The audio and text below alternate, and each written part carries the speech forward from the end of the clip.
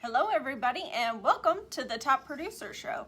So our mission is to educate, equip, and train servant leaders. Our vision is to create financially independent achievers, and our purpose is to help people grow. And right now we're going over the book, How to Influence People by John Maxwell. So with that, Jeff, I'm going to turn it over to you.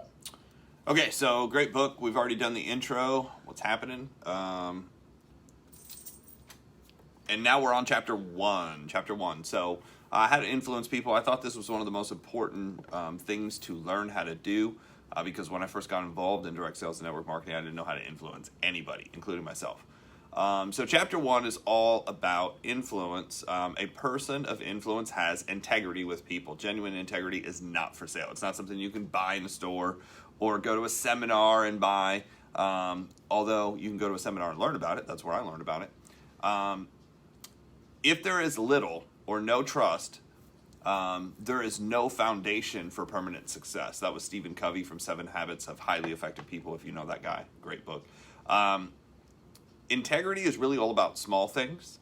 It's important, as important as integrity is to your business, it's even more critical that you want to become an influencer. If you want to become an influencer, you have to have integrity.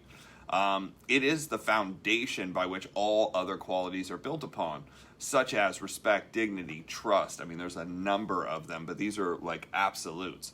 If the foundation of integrity is weak, the fundamental flawed, then being a person of influence becomes impossible. You can't do it without this trait.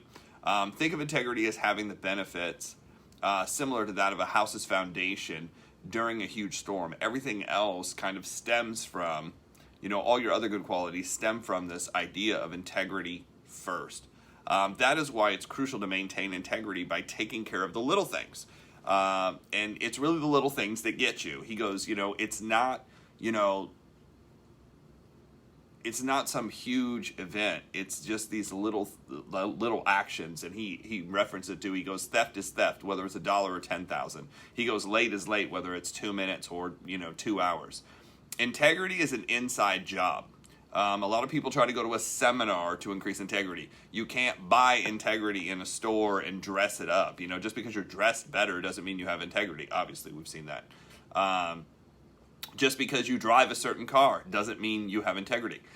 Some people go with this idea: integrity is not determined by circumstances. Circumstances can affect who we are, but we're still the ones who choose what's going on.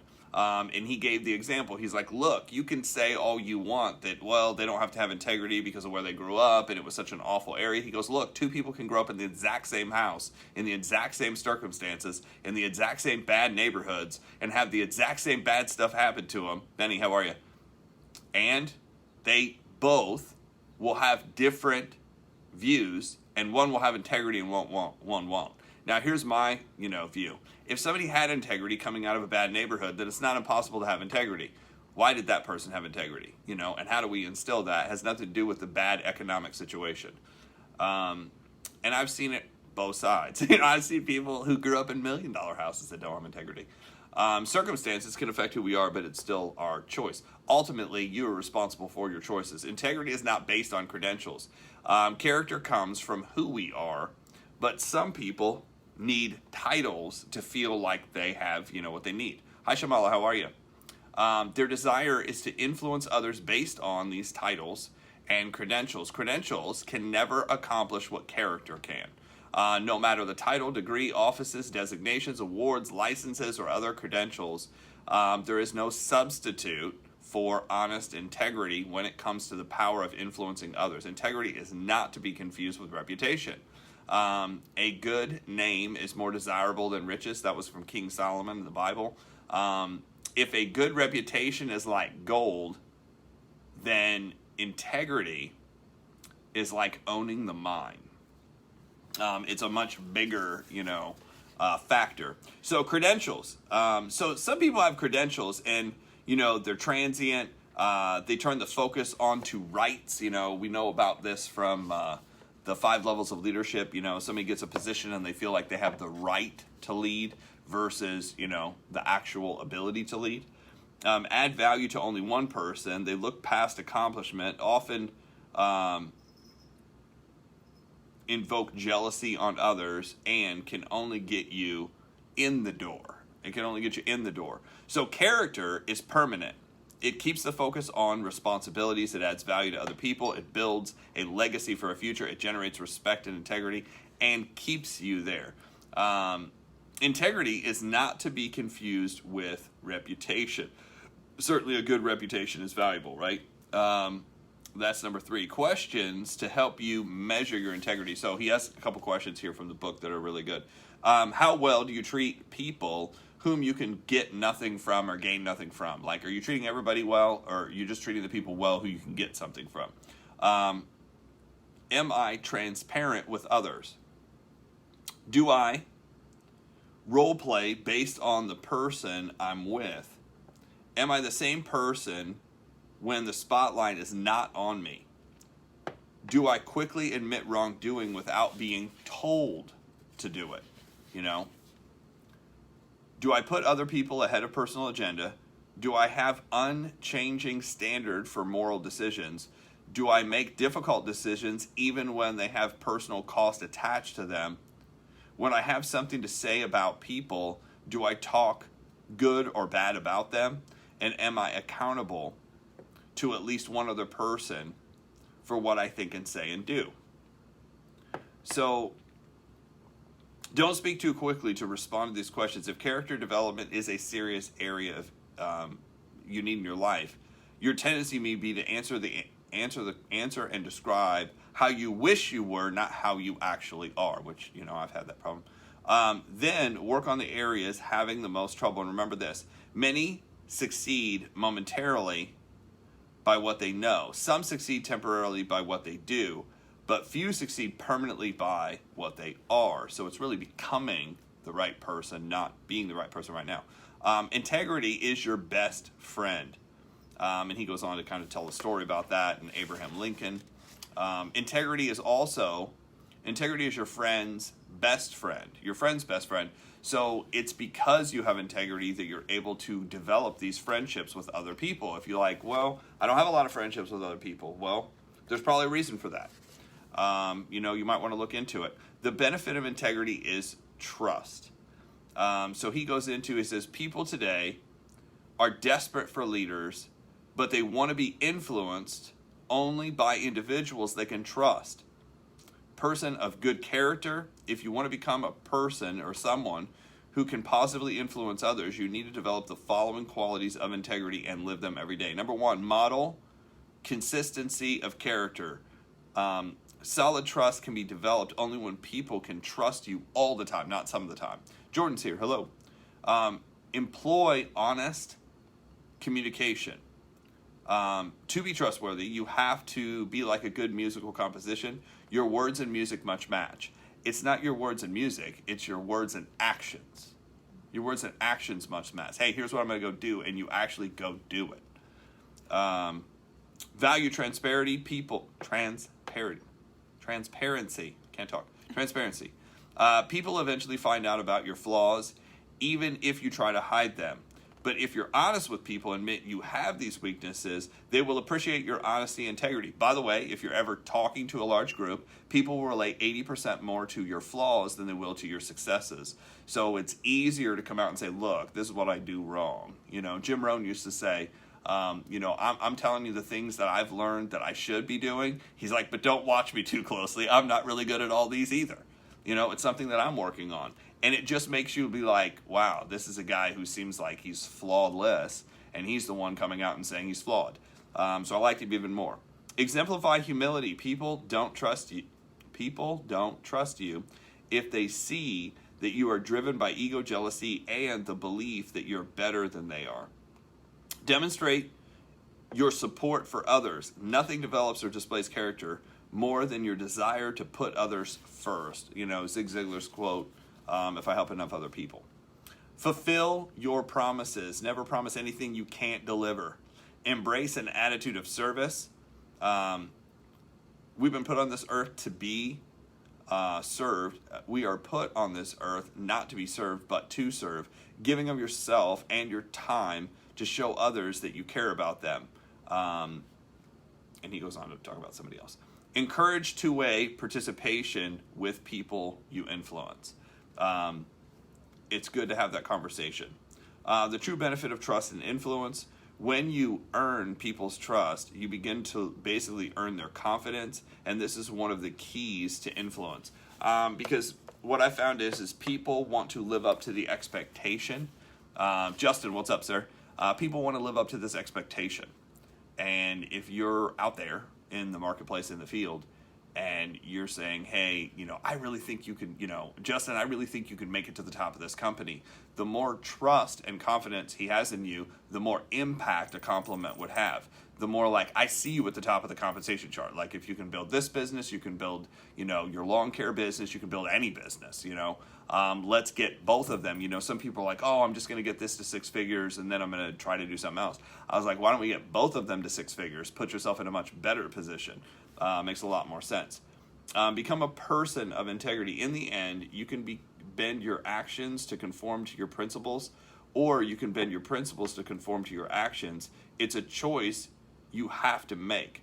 The biggest thing is if you don't have a guidance system meaning if you don't have a guidance system of, what's right, what's wrong, when you should, when you shouldn't. Like, I never had any of this guidance system. I grew up in a household where it was all, if something doesn't go right, I'll scream at you, right? If something doesn't go right, I'll throw a fit. If something doesn't, it's always somebody else's fault. It's the economy, it's the environment, it's the people I work with. It's always somebody else. It's never my fault.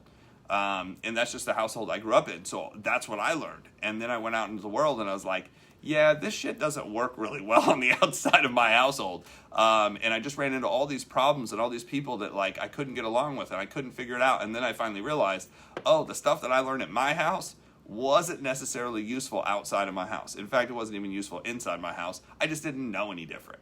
Eventually I started reading these books and, finding out things about how to influence people. There's a book called there's the 21 Laws of Leadership, but there's also the 21 Indispensable Qualities of a Leader. And that one was the one that was like a wake-up call, because I was like, well, why am I doing the right principles, right? The principles, I'm working on the 21 Laws of Leadership, but it's not working. Why is it not working for me? Well, it's because I hadn't fixed me.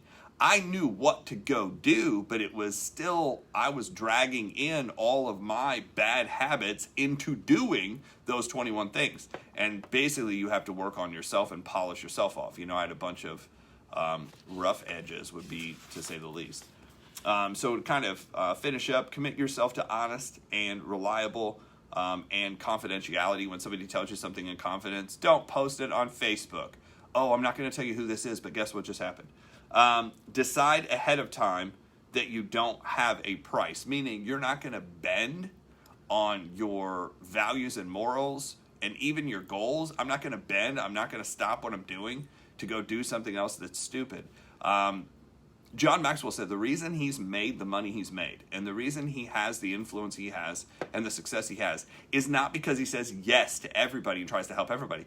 He said majority of the time I have to say no. He's like, no, that doesn't lead me in the direction. No, I can't come help you on this 5th, 9th thing that you're going to go try that you're really not committed to, that you don't have any money in. I can't do that because I'm on this path. If it is congruent with what I'm doing, I'm coming along. I'll help out.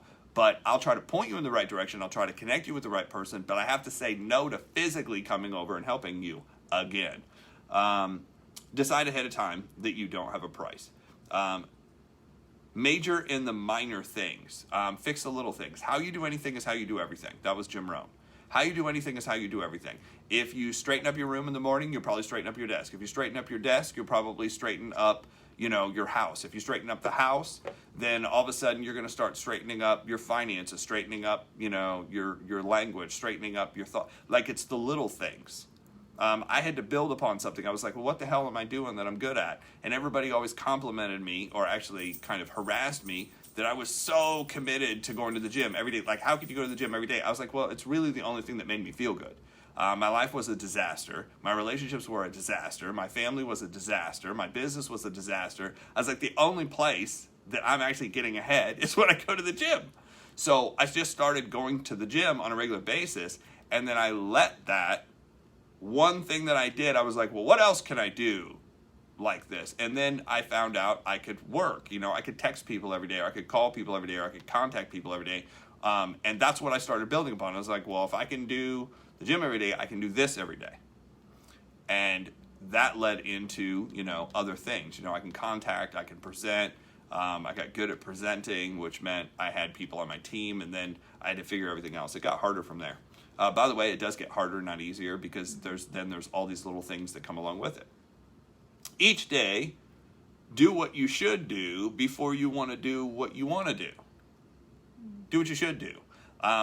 There's a book called Eat That Frog by Brian Tracy. And Brian Tracy basically says, if you have a bunch of stuff that you know you need to do, that you don't want to do, always do that stuff first. Why?